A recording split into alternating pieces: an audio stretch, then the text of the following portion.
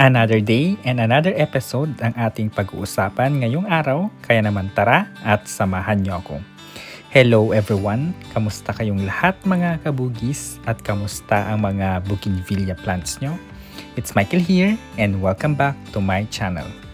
Today is another bougainvillea variety ang ating topic and isa ito sa paborito kong variety ng bougainvillea dahil maganda siya kahit na mahirap siyang buhayin. Siya lang naman si Flame Red Variegated or mas kilalang Flame Red China Variegated. Sa mga hindi nakakaalam, ang Flame and Opal series ay isa sa mga mahihirap na buhayin through cuttings and ICU. Kaya sa grafting minsan siya madalas nakikita. And this is my mother plant and grafted siya guys. And sobrang haba and malaki na siya. And I bought this mga 2024, around 2024 siguro, nung kasagsagan ng kanyang kataasan dahil bagong release pa siya noon. Tapos guys, kaya naman siya ganyan lumaki dahil hindi ko siya na-trim.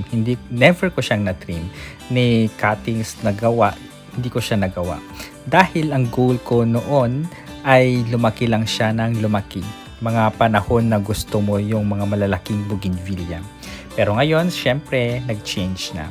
And since malaki na siya, hindi ko pa rin siya puputulin at hahayaan ko muna siyang ganyan dahil may plan ako and hindi ko lang siya magawa dahil kulang pa yung varieties na kailangan ko.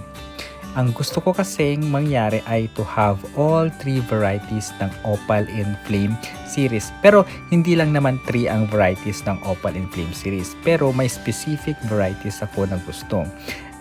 Which is yung mga variegated. Kasama na dito sina King Opal Variegated and si Ruby Flame Variegated. Meron naman ako nito before.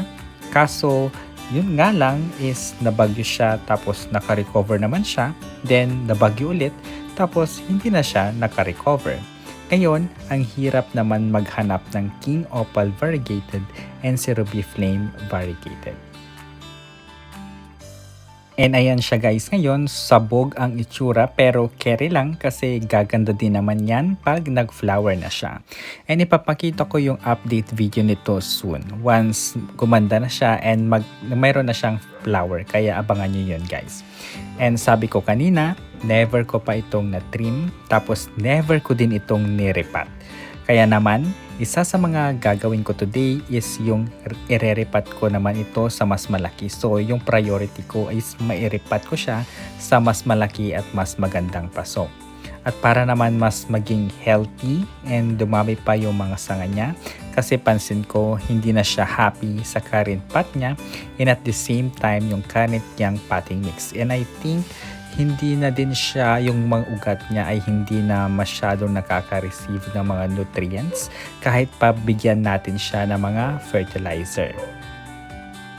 Pero mas gaganda pa sana ito kung ititrim natin kasi maglalabas siya ng mga panibagong mga sanga niya. And yun, mas gaganda siya kasi mas magiging lush siya.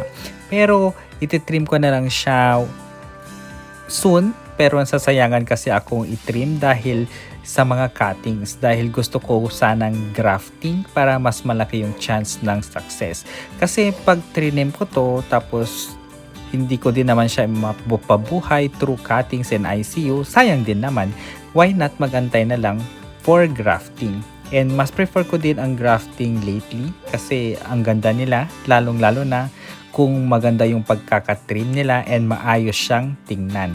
And alam naman natin na mahal nga lang ang mga grafted bougainvillea kesa sa mga rooted ones. And mahal din naman kasi ang mga rootstocks, kaya hindi din natin masisisi ang mga nagbebenta. Pero ang chika ngayon ay mas affordable na daw ang mga Vietnam RS. Unlike before na apakamahal, pero ngayon wala pa rin akong Vietnam RS na garden kahit na mura na. Pero sa brighter side, maglo-local RS muna ako.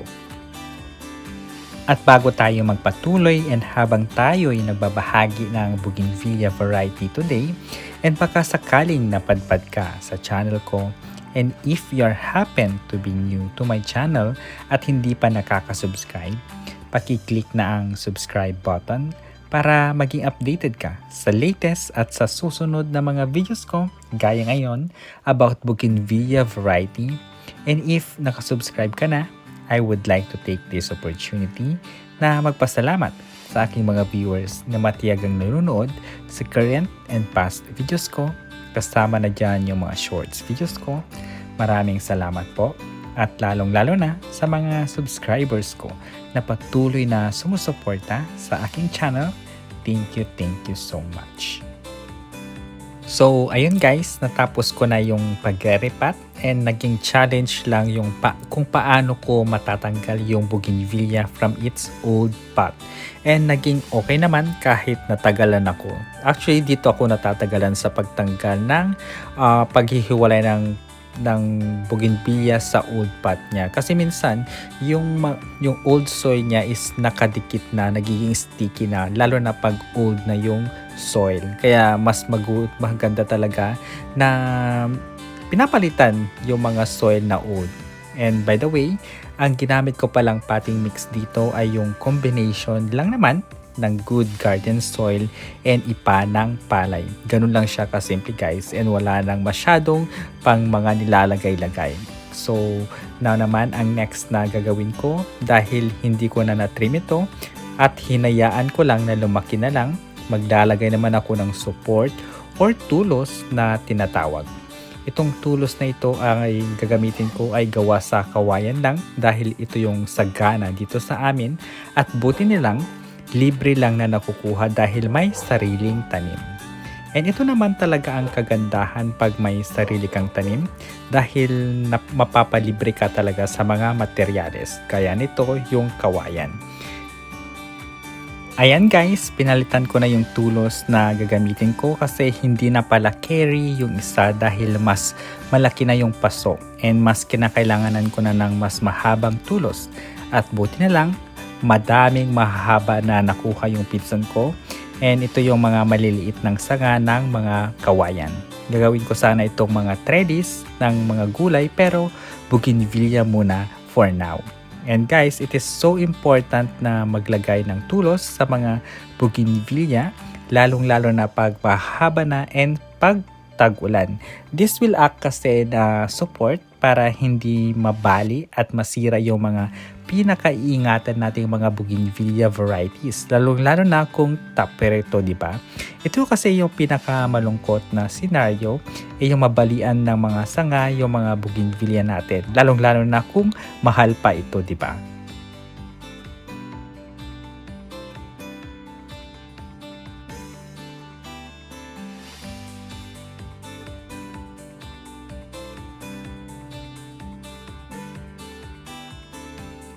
And yung susunod naman natin gagawin ay of course ang pinaka-importante sa lahat.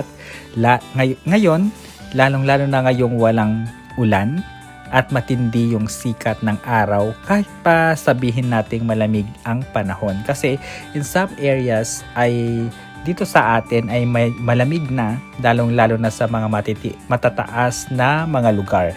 Like Baguio City na umabot na sila ng mga 11 degrees ata. Yan yung pinakabababa is around 10.6 degrees. Pero mabilis pa rin naman silang matuyuan kahit na sabihin nating malamig ang panahon. Dahil mainit pa rin naman sa tanghali at maaraw pa rin naman dito sa amin. Kaya lagi pa rin akong nagdidilig and regular pa rin naman yung pagdidilig sa kanila.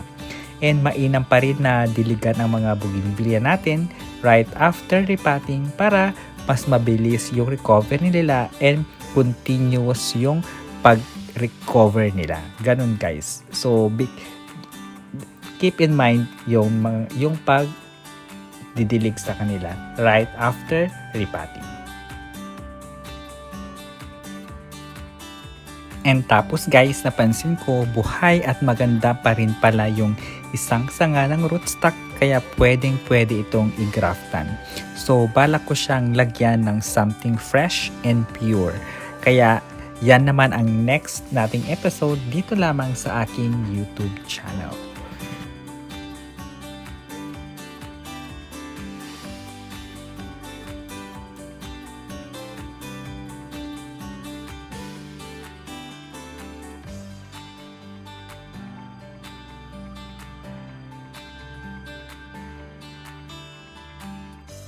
So, ayun lang guys for today's video.